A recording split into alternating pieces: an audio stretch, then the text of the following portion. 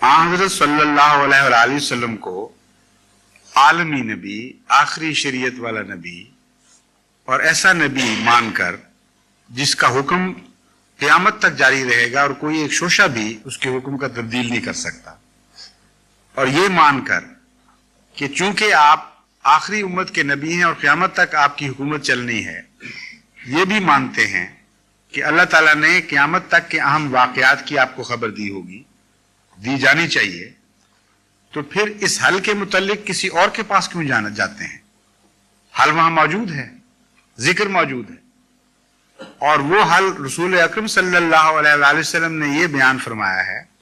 जहां भी फितनों का जिक्र आता है इस मौजू पर, हज़रत सल्लल्लाहु अलैहि वसल्लम से जब भी सवाल हुआ आपने एक जवाब दिया, और बाज़ दफ़ा सवाल नहीं भी हुआ तो आपने इस तरफ तवज्जो दिलाई कि आखिरी ज़माने में जब उम्मत मोहम्मदिया की हालत ख़राब हो जाएगी तो खुदा ताला मसीह को नाजिल फरमाएगा और इमाम महदी को भेजेगा, और उनके साथ इस्लाम की नई जिंदगी वाबस्ता है।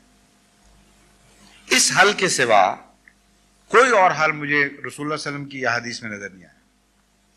हर जगह यही फरमाया है कि आखिरी दौर में जब मुसलमानों पर ये बातें गुजर जाएंगी तो उस वक्त आने वाले का इंतजार करना, उसको तलाश करना, वो आएगा तो तुम बचोगे, वो नहीं आएगा तो नहीं बचते तुम, उसके साथ वाबस्ता हो गई। और सिर्फ यही हल है जिसको मानने के लिए आज आलम इस्लाम तैयार नहीं। कहते हैं और कोई हल दिखा दो, जमात बन जाए, कोई मौदूदी जमात हो या कोई दूसरी जमात हो, कोई तंजीम बन जाए, कोई खत्म नबूवत की कॉन्फ्रेंस की शक्ल बन जाए। वो कहते हैं इनके साथ लगने से इस्लाम जिंदा हो जाएगा, बस ये काफी है। रसूलुल्लाह सल्लल्लाहु अलैहि वसल्लम को नहीं पता था इस बात का, इनको नई खबर मिली है। खुदा ताला ने हुजूर अकरम सल्लल्लाहु अलैहि वसल्लम को ये क्यों ना बताया कि जब उम्मत के हालात खराब होंगे तो उलमाए उम्मत बचा लेंगे? बताना चाहिए था। उलमाए उम्मत को उम्मत का रसूल इस तरह इग्नोर कर दे कि इशारतन भी उनकी तरफ निजात वाबस्ता ना करे, यह वाकया हो ही नहीं सकता जब तक के कोई इनके मुतल्लिक हौलनाक खबर खुदा ने न दी हो, और वो भी मौजूद है। हज़रत सल्लल्लाहु अलैहि वसल्लम फरमाते हैं कि सयाती अला नास ज़मानुन ला यबका मिनल इस्लाम इल्ला इस्मुहु वला यबका मिनल कुरआन इल्ला रस्मुहु मसाजिदुहुम आमिरतुन व हिया खराबुम मिनल हुदा व उलमाउहुम शर्रु मन तहता अदीबिस समा।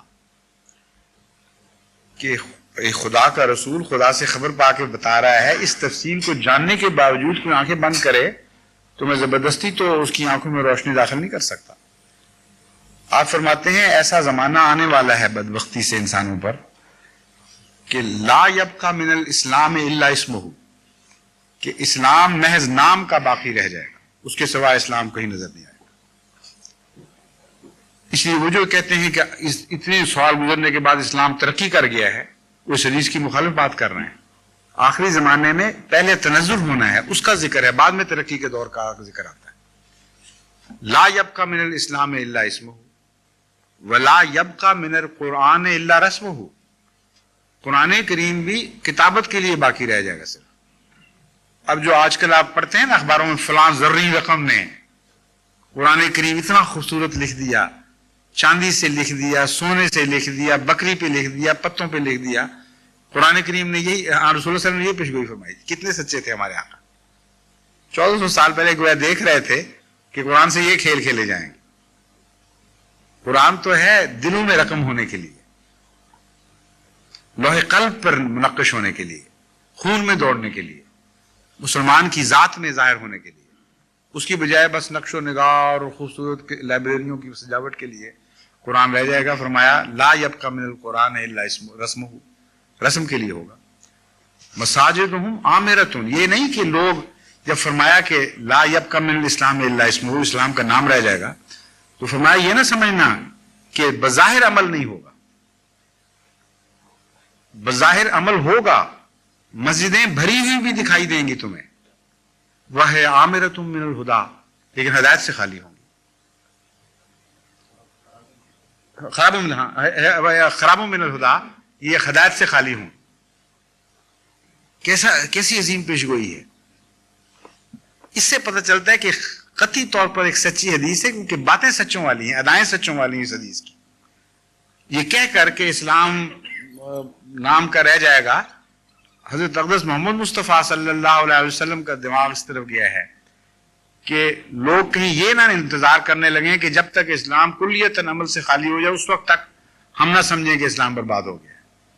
فرمایا نہیں، مساجدہم عامرۃ وہی خراب من الہدا، ہدایت سے خالی ہوں گی. اس وقت کیا ہونا چاہیے؟ علماء بچائیں گے، ان کا کام ہے نا. پہلے وہ کہتے ہیں ہم محافظ ہیں، ہم رسول اللہ علیہ وسلم کی عزت کے، ناموس کے، اسلام کے محافظ، ہماری عزت کرو، ہم انبیاء کے وارث ہیں. اس لیے پہلے دماغ میں خیال جاتا ہے کہ علماء بچائیں گے. اگلا ٹکڑا سنیں، علماؤہم شر من تحت عظیم السماء. اس زمانے کے علماء آسمان کے نیچے بدترین مخلوق ہوں گے. کوئی احمدی اس کا 10واں حصہ بھی علماء کے متعلق کہہ دے تو قتل و غارت ہو جائے. معصوموں کا بھی جنہوں نے نام ہی کہا ہو نا، ان کو بھی مروا دیں یہ لوگ. اب ان کا ہاتھ جا سکتا ہے اوپر تک؟ رسول اللہ علیہ وسلم کی قدموں کی خاک پہ بھی ہاتھ پڑتا تو ہاتھ معزز ہو جاتا. یہاں کہاں ہاتھ ڈال سکتے رسول اللہ علیہ وسلم پر؟ ظلم کے ساتھ تو سوال ہی نہیں پیدا ہوتا. اب ان سے پوچھیں کہ یہ حدیث سچے کی تھی یا جھوٹے کی تھی؟ نعوذ باللہ من ذالک. یہ بات کہنے والا تمہارے متعلق، اور یہ زمانہ آ گیا کہ نہیں آیا؟ دو ٹوک سوال ہے، پھر آپ کو پتا چل جائے گا کہ آپ کی نجات کس سے وابستہ ہے. سیدھی بات ہے سمجھنے والی. یہ زمانہ آیا ہے کہ نہیں آیا؟ اگر نہیں آیا تو ابھی باقی رہ گئے ہیں خرابی کے دن. اس سے بھی بدتر حال میں تم لے جاؤ گے ہمیں، کیونکہ ان دنوں کو بدلنے کے لیے رسول اللہ علیہ وسلم نے مسیح کی خبر دی، تمہاری خبر نہیں دی.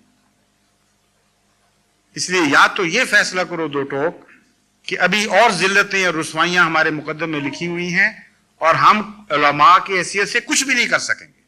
ایک کوڑی کی بھی خدمت تمہاری نہیں کر سکتے، کیونکہ ہم نے تو سب سے بدتر ہو جانا ہے آگے جا کے، اور بھی گندے ہوتے چلے جائیں گے. بدتر ایک رات میں تو نہیں ہوا کرتے، 1400 سال لگے ہیں بدتر ہونے میں. آپ کا کیا خیال ہے جو آج بدتر نہیں ہوئے کل بدتر ہو جائیں گے؟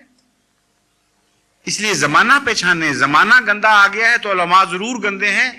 حضرت محمد مصطفیٰ صلی اللہ علیہ وسلم لازماً سچے ہیں، یہ جھوٹے ہوں تو 1 کروڑ علماء کو بھی جھوٹا سمجھنا میں کوئی گناہ نہیں، لیکن ایک محمد مصطفیٰ صلی اللہ علیہ وسلم کو غلط سمجھنے میں گناہ ہے.